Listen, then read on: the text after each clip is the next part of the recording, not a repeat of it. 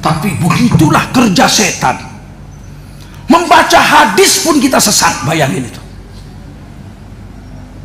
Hadisnya soheh, pahamnya sesat. Sehingga hari ini orang mau menggadaikan akhiratnya demi dunia.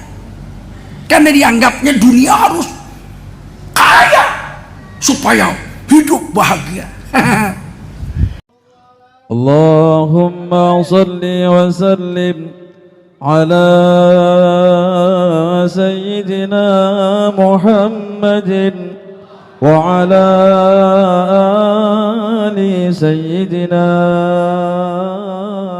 Muhammad. Assalamualaikum warahmatullahi wabarakatuh.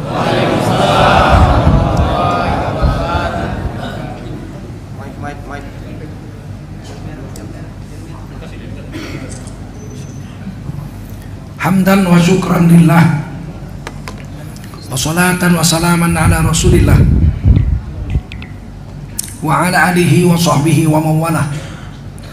Allahumma salli ala sayyidina wa maulana Muhammadin wa ala alihi wa sahbihi ajma'in. Amma ba'du, qala Allah ta'ala fi kitabihil aziz, a'udzu billahi minasy syaithanir rajim. Bismillahirrahmanirrahim. Wa nafsin wa ma sawwaha fa alhamaha fujuraha wa taqwaha. Qad aflaha man zakkaha wa qad khaba man dassaha. Qala Rasulullah sallallahu alaihi wasallam, man kharaja fi talabil ilmi fahuwa fi sabilillahi hatta yarji. Baginda Rasul bersabda, siapa keluar untuk mendapatkan ilmu, orang itu adalah orang yang berjihad fi sabilillah sampai dia kembali ke tempatnya. Mudah-mudahan kita semua mendapatkan pahala jihad dari Allah SWT. Amin. Sadaqallahul azim wa sadaqa rasuluhun nabiyul karim. Wa nahnu ala dzalika minasyahidin wasyakirin walhamdulillahi rabbil alamin. Para ulama, tuan-tuan guru yang berhadir yang muliakan Allah SWT, khususnya ketua badan kenaziran masjid kita. Dulu saya kemari masjid ini masih sangat sederhana sekali, sekitar 27 tahun yang lalu.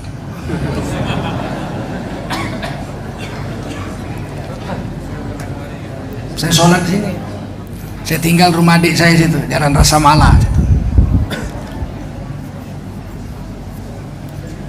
Beliau BPKP waktu itu, pemeriksa keuangan, suami istri situ tinggal.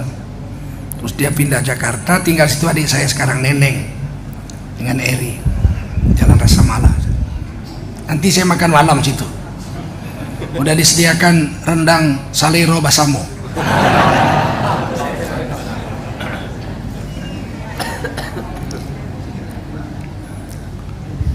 Bapak-bapak, ibu-ibu, saudara-saudara sekalian yang dimuliakan Allah Subhanahu wa taala.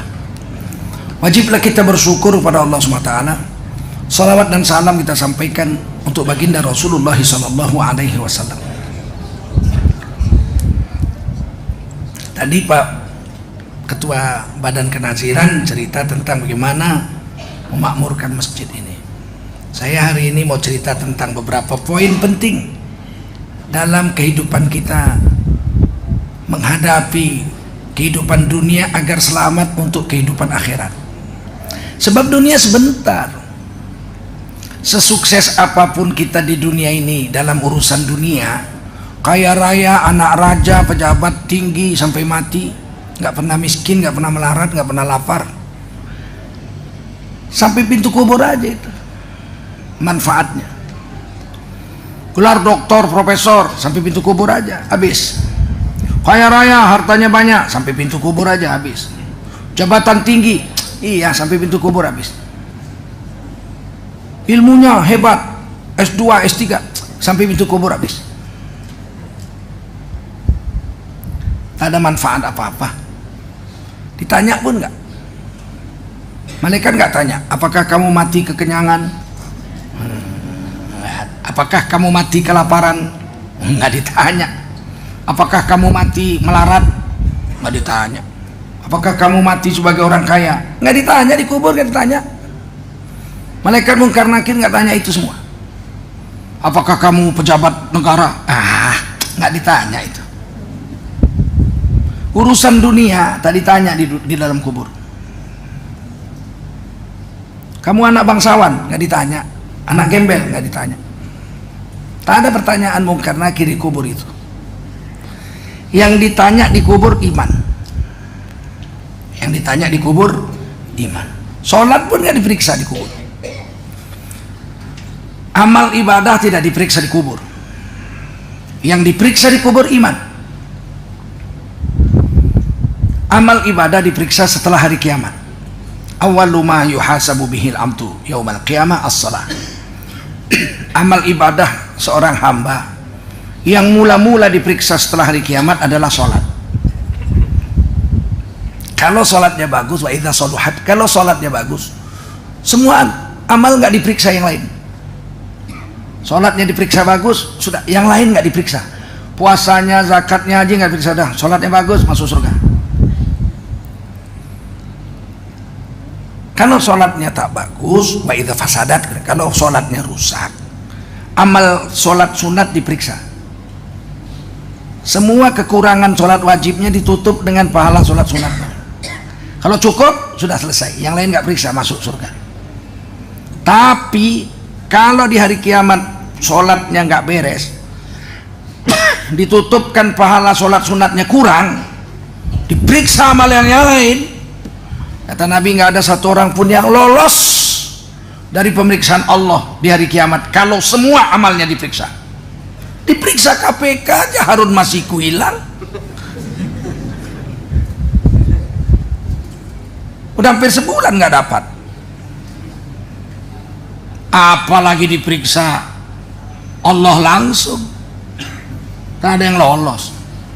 Maka karena itulah di akhirat kalau mau selamat, jaga sholat, tiang agama. Sholatu imaduddin, ini tiang agama, jaga supaya yang lain nggak diperiksa. Aman. Tapi amal-amal itu diperiksa di akhirat. Di kubur yang diperiksa cuma iman. Man rabbuka, siapa Tuhan yang kau sembah? Iman. Jawabnya Rabbi Allah, yang kusembah hanya Tuhanku, hanya Allah, yang lain nggak ada. Ma imamuka, kitab suci apa jadi pegangan hidupmu? Al-Quranul Karim.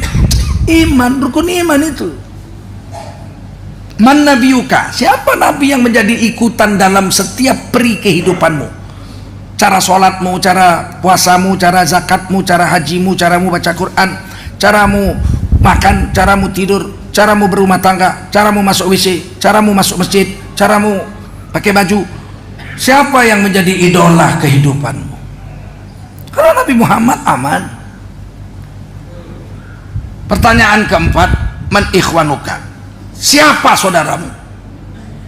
Siapa temanmu? Teman ditanya, Pak, siapa temanmu? Ahok, katanya. Oh siap kawannya. Kena kawannya habis.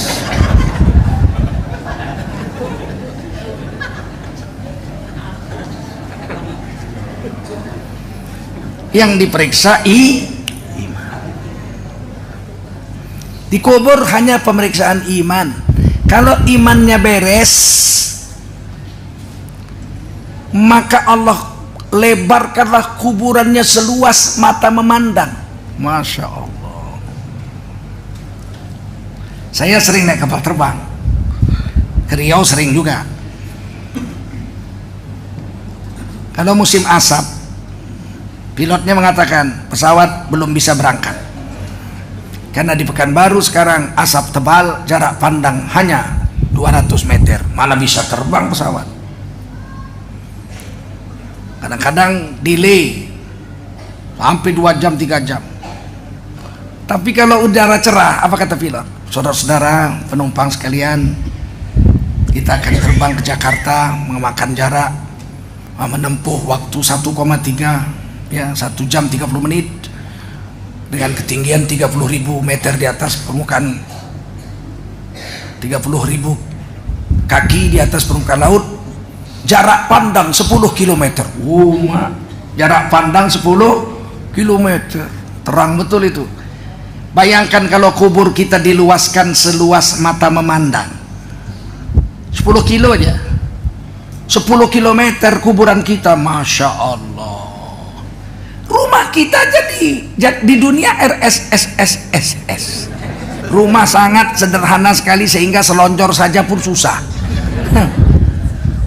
Tapi kubur orang beriman seluas mata.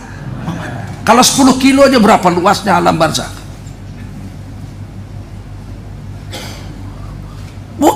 Bukan kuburan yang 1 kali 2 meter itu liang kubur menanamkan tubuh kita, ruh kita diletakkan di alam barzakh. Apa namanya?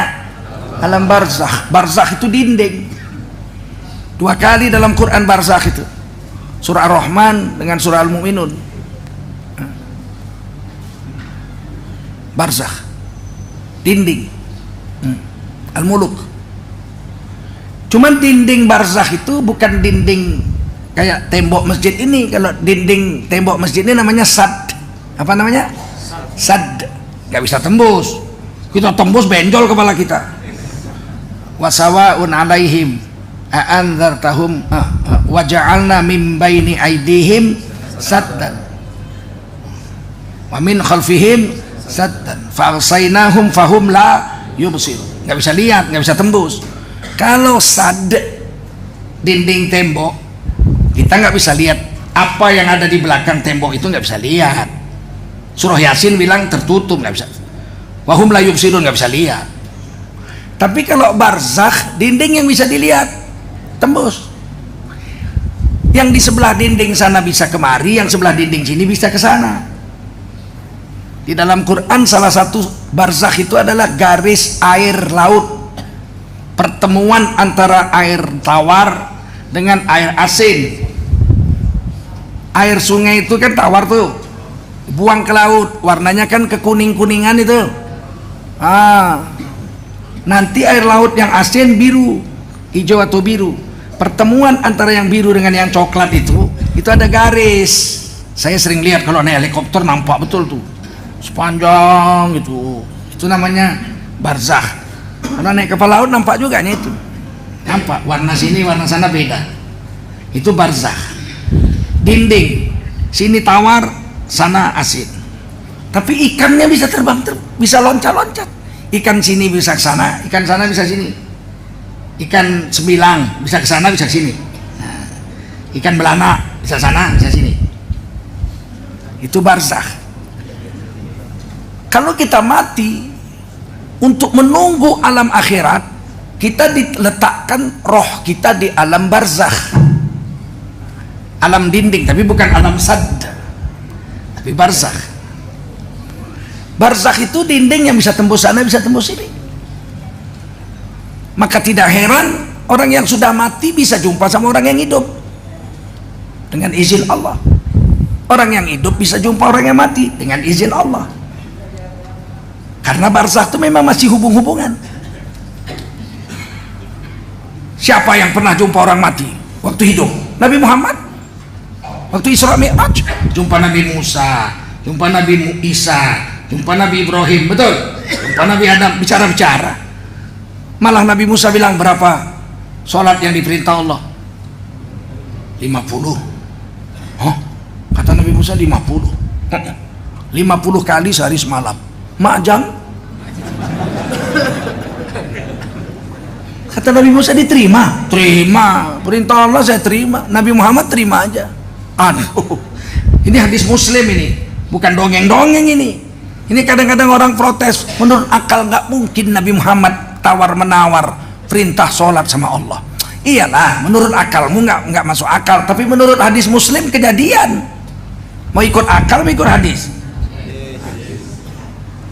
Kata Nabi Musa, minta kurang, umatku aja tegap-tegap besar-besar disuruh sholat seminggu sekali, hari Sabtu aja. Jangan cari ikan hari Sabtu, sholat hari Sabtu sholat, jangan cari ikan. Jadi monyet cari ikan di hari Sabtu. Kata Allah, jangan, kata Nabi Musa, kau jangan hari Sabtu cari ikan, kalian hari Sabtu sholat.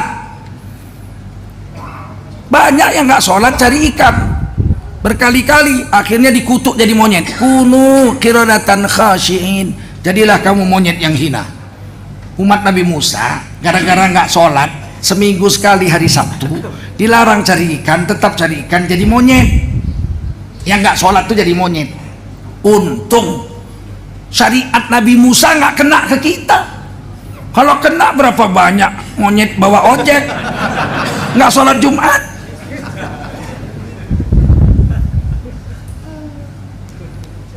Baiklah, kata Nabi, naik lagi Nabi. Naiknya nggak naik buruk, buruk sudah di bawah sana, buruk di surga Ma'wa, indah Sidratil Muntaha sana, malaikat Jibril pun sana tuh nggak bisa lewat. Naik lagi Nabi, minta kurang, dikurang 5. Jumpa lagi, berapa? 45. Aduh, masih banyak, kurang lagi, kurang. Singkatnya sampai 5 kali. Sudah berapa? 5. Aduh, jangan, minta kurang lagi. Kata Nabi, malu aku.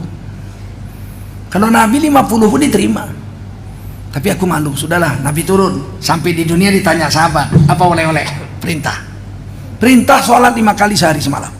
Mula-mula 50. Terus kata Nabi Musa, kurang, saya minta kurang. Kenapa nggak diterima 50? Begitu sahabat Nabi zaman itu. Sahabat Nabi itu begitu. Kenapa nggak diterima 50? Kalau 50 kami sanggup ya Rasul. Oh, itu kelas sahabat lah. Mana sama dengan kita? Kelas kita untung nggak 50. Kalau 50 kapan cari duit gitu ya? Bodohnya manusia. Itulah kepahaman agama tuh kita dengan sahabat nggak sama. Kalau sahabat, ya Rasulullah, kenapa nggak diterima 50? 50 sehari semalam, 50 kali kami sanggup. Kenapa? Karena mereka berpikir kalau 50 kali sehari sholat, berarti setengah jam sekali azan, tidak perlu cari nafkah, makanan datang dari surga. Itu keyakinan sahabat. Wong umat Nabi Musa aja seminggu sekali sholat, makanan datang dari surga. Asal dibuka kemah, manna wa salwa, daging burung dan madu surga sudah ada 40 tahun. Apalagi kalau sholatnya 50 kali sehari semalam. Ini keyakinan, ini keyakinan. Maka sahabat itu ditulis di Quran gelarnya Allah yang menggelarinya di surah Taubah ayat 100, biar kita tahu posisi sahabat dibanding kita. Was-sabiqunal awwaluna minal muhajirin wal ansar walladzina ittaba'uuhum bi ihsan radhiyallahu anhum wa radu an wa a'adda lahum jannatin tajri tahtaha al-anhar khalidina fiha abada dzalikal fawzul azim. Orang-orang yang mula-mula masuk surga itu adalah orang-orang yang mula-mula masuk Islam dari golongan muhajirin dan ansor. Disebut namanya muhajirin dan ansor, disebut namanya. Walladzina tabauhum bi ihsan. Tidak cukup muhajirin ansor saja, ada golongan ketiga, yaitu orang-orang yang mengikuti muhajirin dan ansor dengan cara yang baik. Kita kalau kita yakin dengan sahabat 100%, kita masuk golongan yang ketiga. Ini dalil surah Taubah ayat 100 sekaligus mematahkan fitnah orang-orang Syiah terhadap kita ahlu sunnah. Orang-orang Syiah mengatakan seluruh ahlu sunnah masuk neraka karena tidak mengikuti ahlul bait Rasulullah SAW. Yang selamat hanya orang-orang yang mengikuti ahlul bait saja. Di luar ahlul bait tidak selamat, kekal dalam neraka. Saya ada dialog dengan orang Syiah. Mereka mengatakan tidak ada dalil yang mengatakan kita harus mengikuti sahabat Nabi, tapi mengikuti ahlul bait Nabi, Sayyidina Ali, Sayyidina Hasan, Sayyidina Husain dan lain-lain. Itu ada dalilnya, hadis Sahih Muslim, hadis itrah. Kita jawab, Quran aja bilang kok, muhajirin ansor walladzina taba'uhum bi ihsan, dan mereka yang mengikuti muhajirin dan ansor dengan cara yang baik. Itu dalil supaya anak-anak muda jangan ketipu dengan Syiah. Radhiyallahu anhum wa radhu'an, ini gelarnya. Allah ridho kepada para sahabat Muhajirin Ansor dan pengikutnya, mereka pun ridho kepada Allah. Wa a'adda lahum jannatin tajri tahtahal anhar, kepada mereka dijanjikan surga yang mengalir sungai-sungai di bawahnya. Ada 4 sungai di surga, ada 4 sungai. Sungai air, sungai madu, sungai susu, sungai arak. Sungai arak, tapi nggak mabuk, nggak macam kamput itu, nggak macam tua, enggak. Lazatun lisyaribin, lezat manis harum bagi peminum-peminumnya. Siapa minum arak di dunia, setetes pun arak surga dia nggak boleh minum. Ya main-main ini untuk urusan ini. Gelarnya radhiyallahu anhu. Maka kalau nyebut sahabat itu sunnah, itu disebutkan gelarnya. Abu Bakar As-Siddiq radhiyallahu anhu, Sayyidina Umar bin Khattab radhiyallahu anhu. Sunnah itu. Sunnahnya dari mana? Allah memberinya gelar di dalam Al-Quran. Maka memberi gelar itu sunnah. Kita beri juga gelar orang, Haji Zainuddin. Ada juga yang sinis itu. Kenapa mesti pakai gelar-gelar haji? Nabi Muhammad nggak pakai gelar haji. Gelar Nabi kok ngutip gelar haji? Gelar udah Nabi kok ngambil gelar haji? Itu namanya udah presiden ngutip gaji lurah. Gimana kelasnya itu? Nabi itu gelarnya Nabi, betul? Gelarnya hamba, abduhu wa rasuluhu. Mana ada gelar lebih tinggi dari hambanya dan nabinya? Nggak ada lebih tinggi dari itu. Kita ini hamba Allah atau bukan? Siapa yang bilang? Siapa yang bilang kita hamba Allah? Kita sendiri. Kalau diakui sama Allah hambanya, kita kan ngaku-ngaku kita ini hamba Allah. Kita ngaku-ngaku. Di mana ada ditulis di Quran, di hadis kita hamba Allah? Nggak ada. Kita ngaku-ngaku aja. Jangan-jangan bukan. Buktinya sudah azan Isya masih hayya 'alas shalah, sekak. Hayya 'alal falah, sekak. Mana ada hamba Allah main sekak udah azan? Kita belum tentu hamba Allah, tapi kalau Nabi Muhammad jelas hamba Allah. Lihat gelarnya di Quran.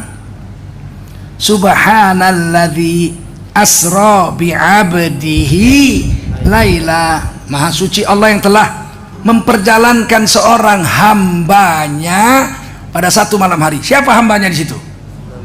Nabi Muhammad SAW. Digelar bi'abdihi laila, satu malam.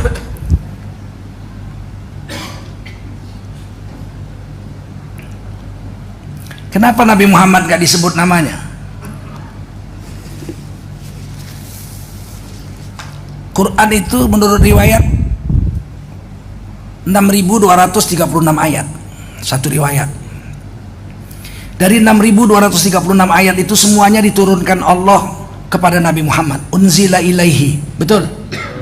Langsung Nabi yang menerima. Anehnya nama Nabi Muhammad itu cuma 5 kali aja, 4 kali aja disebut di Quran. Nama Nabi Muhammad, padahal Quran itu untuk Nabi, diturunkan kepada Nabi. Hanya 4 kali nama Nabi disebut di Quran. Nabi Musa lebih 120 kali disebut. Nama Nabi Isa 27 kali. Nama Nabi Muhammad 4 kali. Dan ajaibnya, kalau Allah menyebut nama Nabi Muhammad, pasti diletakkan Allah pangkatnya. Pasti ada pangkat. Kalau Nabi yang lain belum tentu. Nabi Musa disebut namanya aja. Wa idh qala Musa liqaumihi, telah bersabda Nabi Musa kepada kaumnya. Wa idh qala Isa bin Maryam lil hawariyin, telah bersabda Nabi Isa kepada kaum Hawariyun. Nggak disebut pangkatnya. Tapi kalau Nabi Muhammad, Pak, demi Allah, setiap nama Nabi disebut 4 kali di Quran, pasti Allah lengketkan pangkatnya. Contoh surah Ali Imran, wa ma Muhammadun, disebut namanya, wa ma Muhammadun illa rasul, tidaklah Muhammad itu melainkan dia seorang rasul. Ada pangkatnya, nggak main-main.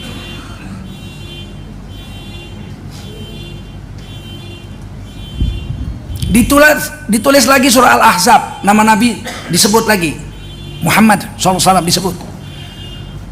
Dua pangkatnya.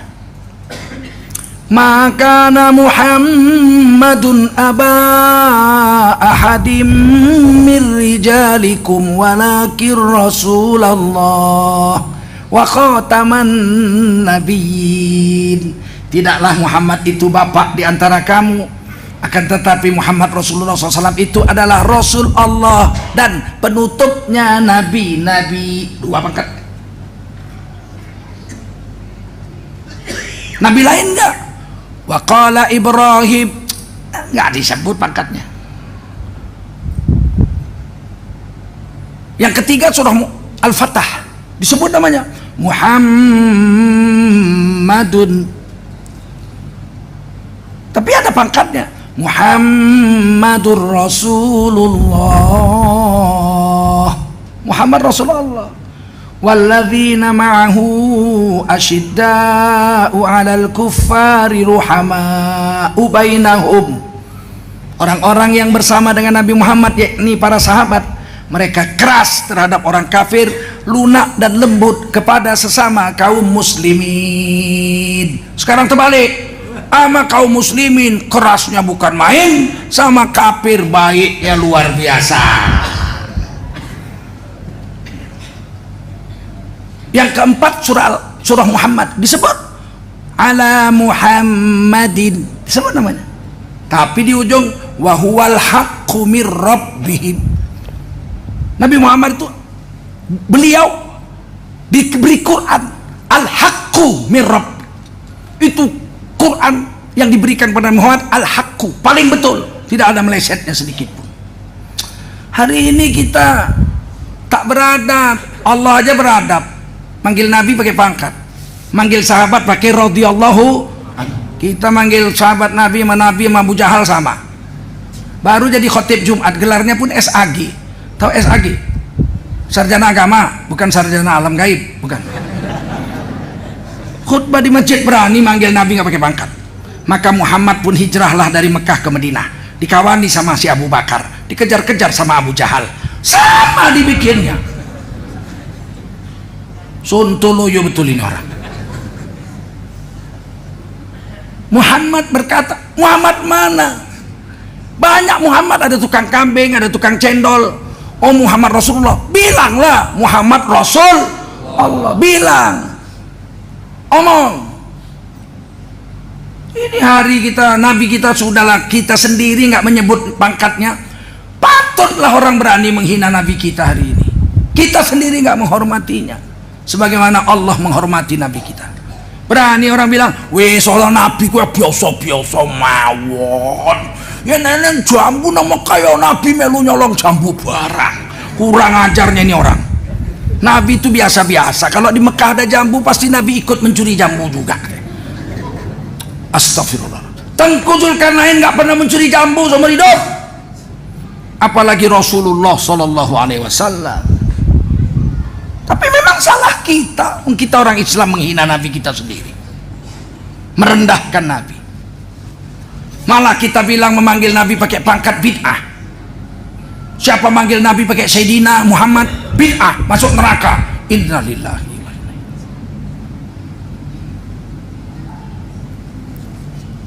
Menurut akidah Ahlussunnah wal Jamaah,